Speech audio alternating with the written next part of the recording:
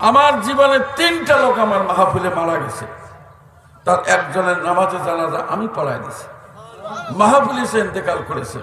ইনা দরজাতুল ওয়াহিদাতুন feel জান্নাতি রাওয়াহুদ দারমি। এটা আমাদের নবীর বক্তব্য, এটা আমার কথা নয়।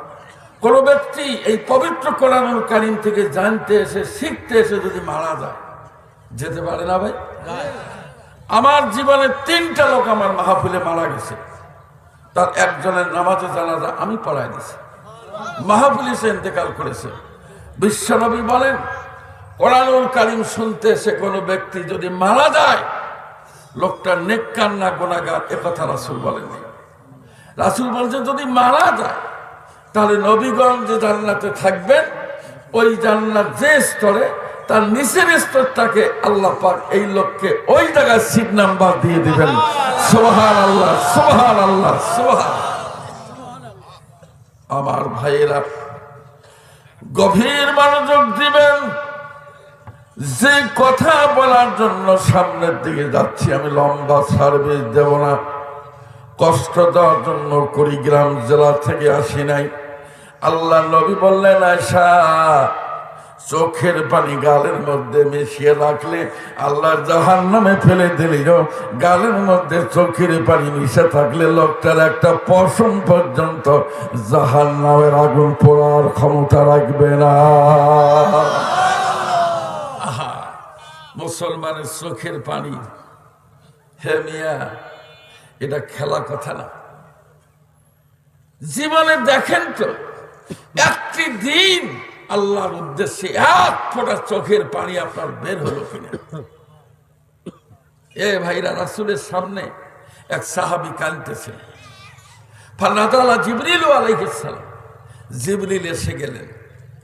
এসে জিজ্ঞাসা করলেন, নবী গো, আপনার রহমতের দরবারে এই গোলাম কান্দে কেন? কান্দে কেন? রাসূল বললেন, ভাই জিবরাইল, কান্দে জাহান্নামের ভয়। কলাহা, এই জন্য আল্লাহ পাঠায় দিল। বলে খবর কি? ওনাকে বলেন শুভ সংবাদ আছে। কি শুভ সংবাদ?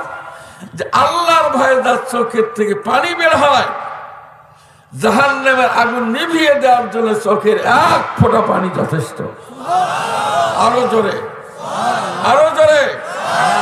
এই জন্য বলি যুবক, তুমি রং বাজারে কি করেছ? তুমি রং বাজারে কি করেছ হিসাব করছো নাকি? একবার ভেবে দেখুন পাখি, দেহ থেকে দমের গাড়ি দিবে একদিন ফাঁকি। চলে সামনে যাই। রাসূল বলেন, আয়েশা, আমি কেন কান্দি তাই তুমি শুনতে চাও? জি ইয়া রাসূলুল্লাহ, কেন কান্দি? আমার ভাইরা, আল্লাহর নবী বলেন, আয়েশা রে, এই পবিত্র কোরআনুল কারীম আয়াতান আয়াতান সূরাতান সূরাতান মহান আল্লাহ আমার উপর অবতীর্ণ করেন। আমি যখন মসজিদের ভিতরে থাকি, কোরআনুল কারীম নাজিল হয় তখন মসজিদের ভিতরে। আমি যখন বারান্দায় যাই, কোরআনুল কারীম আল্লাহ নাজিল করেন বারান্দায়। আমি যখন মক্কায়, কোরআনুল কারীম নাজিল হয় মক্কায়। আমি যখন মদিনায়, কোরআনুল কারীম নাজিল করেন আল্লাহ মদিনায়। নবী যেখানে কোরআনুল কারীম নাজিল আল্লাহ করেন সেখানে। তুমি জানো না আয়েশা, মহান আল্লাহ তার কুদরতি পার্লামেন্ট থেকে সাংঘাতিক একটা বার্তা, সাংঘাতিক মেসেজ আমার মিনিস্টারির মধ্যে পৌঁছায় দিয়েছেন।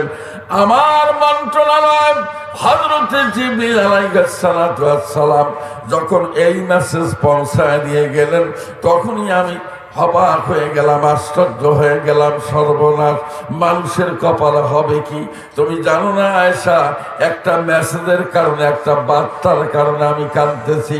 আম্মা জান বললেন, ইয়া রাসূলুল্লাহ, কি বার্তা, কি এমন মেসেজ যার কারণে নবীর চোখের থেকে পানি পাথরের উপরে পড়ে যায়? বলেন তো সে মেসেজটা কি? এইবার মহান আল্লাহর নবী ঘোষণা করলেন, আয়েশারে শুনে নাও, আল্লাহু আম্বাতাকুম মিনাল আরদি নাবাতা সুম্মা ইউরিদুকুম ফিহা ويخرجكم إخراجا আল্লাহু আকবার। একটা মানুষ জবান বন্ধ রাখবেন না, দয়া করে বলেন আল্লাহু আকবার। ভয়ঙ্কর মেসেজ।